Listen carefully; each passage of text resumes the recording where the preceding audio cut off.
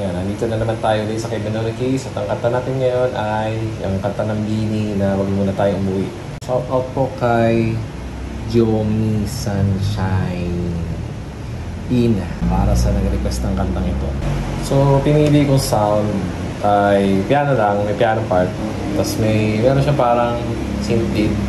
Tapos nilagyan ko lang ng layer na parang papakapal, feather, pad 27 feather. Ayan. Tapos yung piano ko, may dinigan ko lang mas ma-reverb na piano, C grand piano.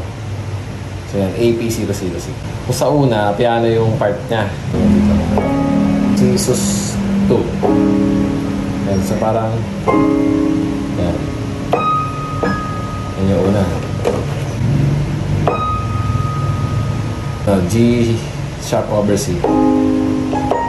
Kaya papasin nyo, may umuulit na ganyan eh. Parang mga ganyan paulit. Pero ano na yan, sampler na lang yun. Pero papasin nyo rin na may ganito rin ulit. Sa pangatlo, F minor. So, ayan.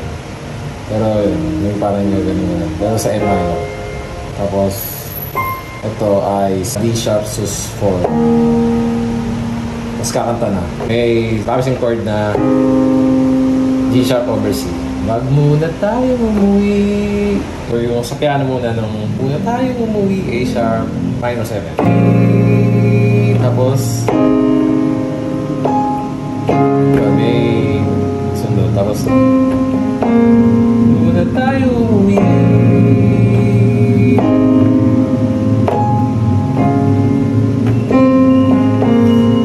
Apat na beses. Yung pato na to. Tapos yung ten-ten. Tapos last tayo umuwi.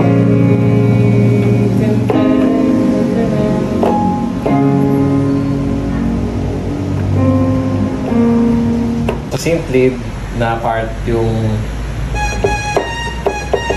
yan, diba? Yung parang ganun sound. Yung nilagay ko ay dalawa. Nilayer ko sila. Yung isa yan, lead 003, isa lead 024. Yun, ito ay D, DN, D vintage. Ito on the line isa. 24. Tapos, ay, naka-layer mo dapat.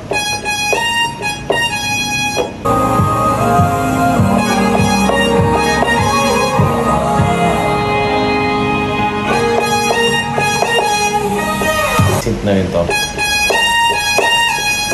Ano siya, combination notes yung una. Tapos yung ulit. Dalawang beses ulitin yun. So, sa strings or sa pad part na pedal na gamit natin, yung dun sa during ng may lead na ten-ten, meron ding parang strings or yung sa pad nga na motorong strings. Na, na, na.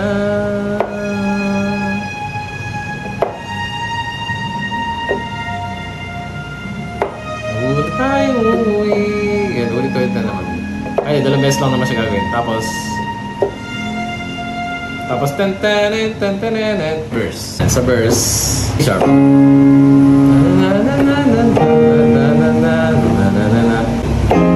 Yan. Tapos, dito sa pangalang ikot. C sharp, B sharp, tapos F sharp minor 7. Tapos, D sharp over D. Dalawang beses lang yun. Pre-chorus, meron siyang yung ganito. Apat na beses lang naman yun. Yan, sa piano. Tapos, D sharp over C. F minor 7. Tapos, C sharp over C din. Tapos yun. Ito lang yun.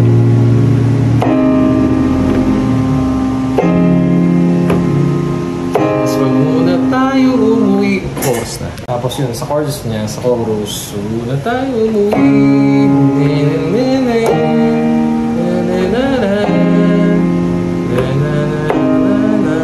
C sharp, D sharp, F minor, 7, tapos D sharp over C, tapos A sharp minor 7,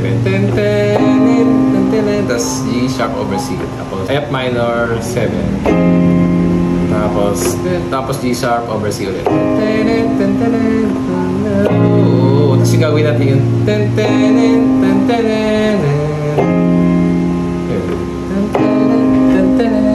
Tapos ulitin dito 2 beses yun.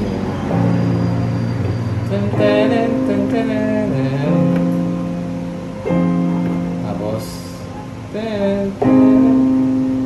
yun, ulitin lang 2 times. Na may narinig kayo na ano, yung dito. Yun. Kasabay nun. Tapos, uulit lang yung verse, pre-chorus, chorus. Pagdating sa solo, though parang chords din siya ng chorus, yung first part, chorus niya.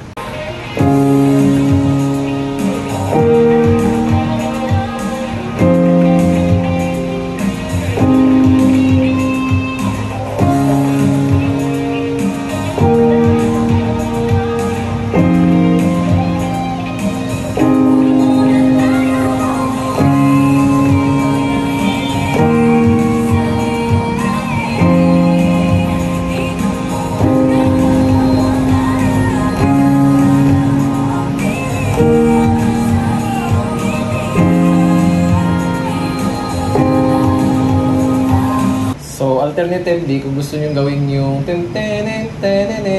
tapos may piano, pwede, i-split nyo yung isa. Pinili ko na lang yung On the Line na lead 24. Acoustic piano, number 6, C grand piano.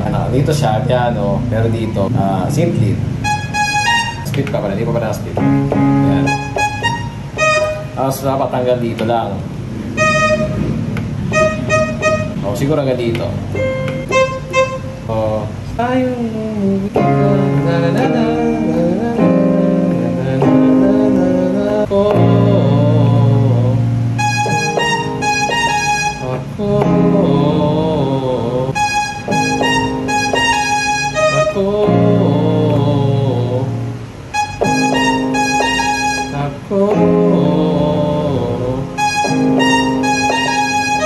yun, pwede din yung split. Pwede rin kayo wala. Pwede nyo rin gawin na isang part. Kung piano na, depende kasi sa keyboard na gamitin nyo.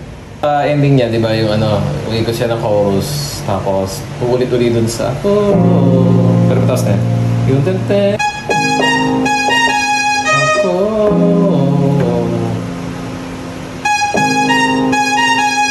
so dun sa last part, parang ano na, di ba, wala na halos tunog. Ganyan, tapos yun na, 2 times lang yun, tapos end na yun. O, yun na, natapos na natin ang kanta Muna Tayong Umuwi by Beanie. Sana ay kanta. Although, yun nga, yung ibang kanta kasi parang pang mga ganito song, yung mga mix. Sa case nito, yung chorus kasi hindi nyo masyadong mapapansin na may piano. Mahina na siya, diba? Pero, yan, for the sake of the tutorial, lagyan na lang din natin ang chords. Synth lead.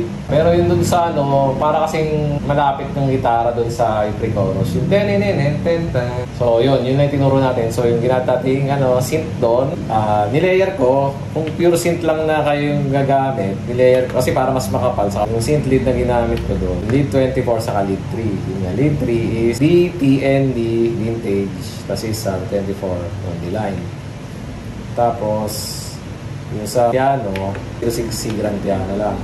Tapos sa pad, pwede yung option kung gusto nyo lang mas makapal yung kanta, naka-layer kayo pag tinugtog. Kasi parang ang kakapal nung tunog dahil sa may ano nila, harmony ng Beanie, di ba? Tapos, sa intro, yun, may separate na strings lang siya. Tapos yung alternate na kung gusto nyo gawin ng sabay, split natin yung on the line, tapos yung C grand piano. Ayun lang, maraming salamat sa inyong panonood. Sana nagustuhan niyo itong video na to. Yan, please like, share, subscribe na rin kayo. Yung mga di pa rin subscribe dyan. Nakapag-subscribe naman, salamat ulit sa panonood. Yun lang, maraming salamat.